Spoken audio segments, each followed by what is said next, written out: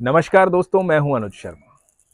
दोस्तों, जीवन में कई बार ऐसी समस्या आती है जिसका समाधान हमारे पास नहीं होता। हम चारों तरफ से घिर जाते हैं और हमें लगता है कि हम फंस गए हैं, बहुत बुरी तरह से फंस गए हैं। मैं इसका समाधान आपको बताऊंगा, लेकिन उससे पहले एक कहानी सुनाऊंगा। कहानी एक हिरनी की। हिरनी जो गर्भवती थी, उसके पेट में बच्चे थे, तो वो ऐसा स्थान ढूंढ रही थी जंगल में जहां जाकर के वो अपनी डिलीवरी दे सके, अपने बच्चों को जन्म दे सके। तो इधर उधर जा रही थी, मौसम भी खराब था उस दिन, और उसने देखा कि एक घनी झाड़ी है। तो उसे ये उपयुक्त स्थान लगा। उसे लगा कि जा करके इसमें मैं अपने बच्चों को डिलीवर कर देती हूँ। इतने में क्या हुआ कि बादल बहुत जोर से गरजने लगे, एकदम से बिजली कड़कने लगी और हिरनी घबरा गई। हिरनी जब घबरा गई तो उसने इधर उधर देखा और देखा उसने एक शिकारी दूर खड़ा है, और उसे लगा कि शिकारी तो उसका वेट ही कर रहा है। शिकारी के हाथ में तीर कमान है, शिकारी मार देगा उसको। तो उसने सोचा इधर नहीं, इधर भागती हूं। इधर भागने लगी तो देखा कि सामने शेर खड़ा है।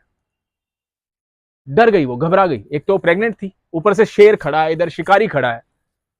उसने सोचा ना इधर जाने का रास्ता है ना इधर जाने का रास्ता। वो थोड़ा सा पीछे मुड़ी थी, उसने देखा कि वहां जंगल में आग लगी हुई। मतलब आप समझ रहे हैं, हिरनी जो है चारों तरफ से घिर गई, बुरी तरह से घिर गई। एक तरफ शिकारी खड़ा है, एक तरफ शेर खड़ा है, और एक तरफ जंगल में आग लगी और ऊपर से बारिश होने वाली। अब जब वो घबरा गई और घिर गई तो साधारण सी हिरनी को क्या लगा, उसने सोचा फिलहाल जो है उसकी सिचुएशन ये है कि उसको अपने बच्चों को डिलीवर करना है, इसके अलावा कुछ कर नहीं सकती है। और वो जहां घिरी पड़ी है वहां तो घिरी ही पड़ी है। तो सबसे अच्छा उपाय क्या है? समर्पण। उसने ईश्वर का नाम लिया, उसने भगवान का नाम लिया। उसने ऊपर देखा, आसमान की तरफ, ईश्वर को बोला कि ईश्वर, अब इन बच्चों को जन्म लेना होगा और तेरी इच्छा है इनका जन्म होगा, तो उसे दुनिया में कोई रोक नहीं सकता।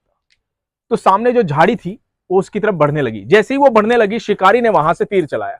शिकारी ने तीर चलाया, जैसे ही वो तीर चला रहा था वहां से बिजली कड़की और वो तीर का निशाना चुका और वो जाकर के शेर पर लगा।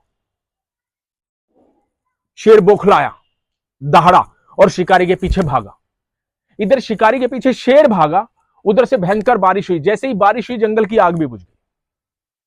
और जैसे ही जंगल की आग बुझी, वैसे ही हिरनी ने बहुत सुंदर सुंदर बच्चों को जन्म दिया। तो दोस्तों, ये जो समर्पण था ना उसका, वो समर्पण कमाल का था।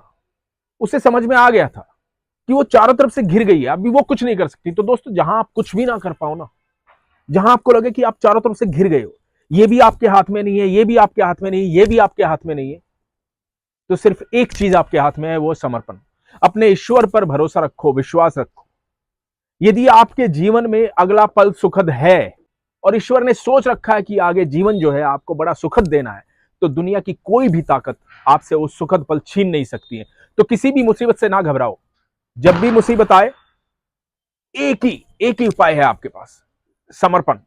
समर्पण कर दो। वही समर्पण जो अर्जुन ने महाभारत में भगवान श्री कृष्ण के सामने किया था और 18 दिन में उस भीषण संग्राम को जीत लिया था। तो आप भी इस जीवन रूपी महाभारत को जीत सकते हैं, सिर्फ एक ही तरीके से, वो है समर्पण। हरे कृष्णा दोस्तों।